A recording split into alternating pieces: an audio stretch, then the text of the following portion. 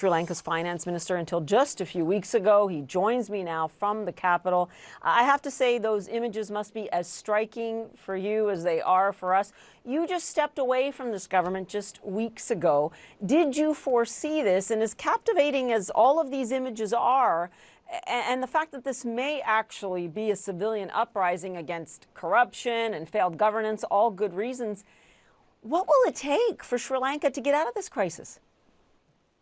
Thank you. Thank you for having me. Of course, it is heartbreaking to see what is happening in Sri Lanka. None of us want to see this. All Sri Lankans are worried. Everybody is affected across the board, including your family and everyone, and friends and family, neighbors, and all. So the way out of this is immediately restore some sort of governance, probably an all-party governance, so that there is wider consensus on that, and quickly get our debts restructured, getting the IMF on board, and restore the supply chain so that day-to-day life could be established. But it's a long way away. I understand people are frustrated, and we are very, very sorry about it, and there are reasons for it. But the times are going to be even difficult before it gets better. So time's even more difficult. You talked about the restructuring of that debt.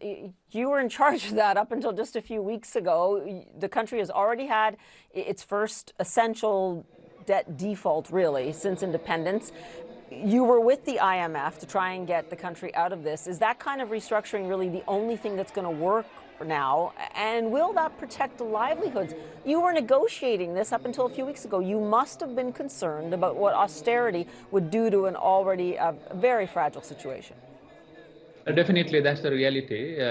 Right now, the problem is that we are running out of the bridging finance. So immediately, even if we have the debt restructured, the reality is that we are about 5 to 6 months away from an EFF facility. So until such time, what are we going to do with our day-to-day life? As you very correctly pointed out, as our people have been really agitating about the supply chain, fuel crisis, the gas, the food, the medicine, all are huge issues, and the depreciation of the rupees. So the only way out of it is for us to immediately get some sort of bridging finance from our friends and the family. And importantly, for Sri Lankans all over the world, should send their money through the proper channels, so that our remittances, which have cut down by 50% compared to the last year, if we get those things into the country, we will have enough dollars and the foreign currency to import our most essential issues, such as the fuel, the gas, and then we can restore the 24 hours electricity. So these are the problems that we have right now.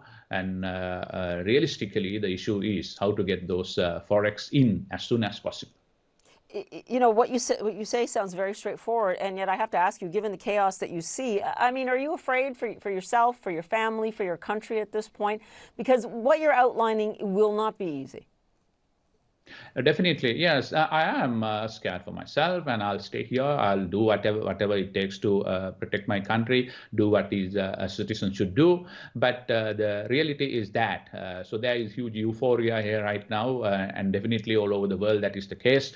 When reality hits you hard, and then you immediately want somebody out, but there won't be any immediate solution just because of a regime change. But that probably will provide a momentum at a new area, or some sort of a relief, or a new approach for the whole thing. So other than that, I understand. I think I'm afraid the road ahead is not going to be that easy. It's going to be very, very challenging. I hope our friends in the region and in the world will provide us some sort of support so that Sri Lanka could get back on track. And all parties in the parliament, irrespective of their political differences, will get together and form all-party governance to have an interim regime, so that there is wider consensus amongst the people, and there is a little bit of support from the public and a little bit of patience for us to get back on track. Patience is something not a lot of people on the streets in Sri Lanka really seem to have right now. I mean, you walked away from the government. Why do you think nothing was able to get done in the last few weeks? Actually, what happens is in about a couple of months, there were you know the first round of protest, and there was violence on that, and the demand was that they want a new government and new people to run it. So we thought that we should give it, and that is how the new Prime Minister, Mr. Ranil Wickremesinghe, was sworn in. So it is just barely 2 months since he has taken over.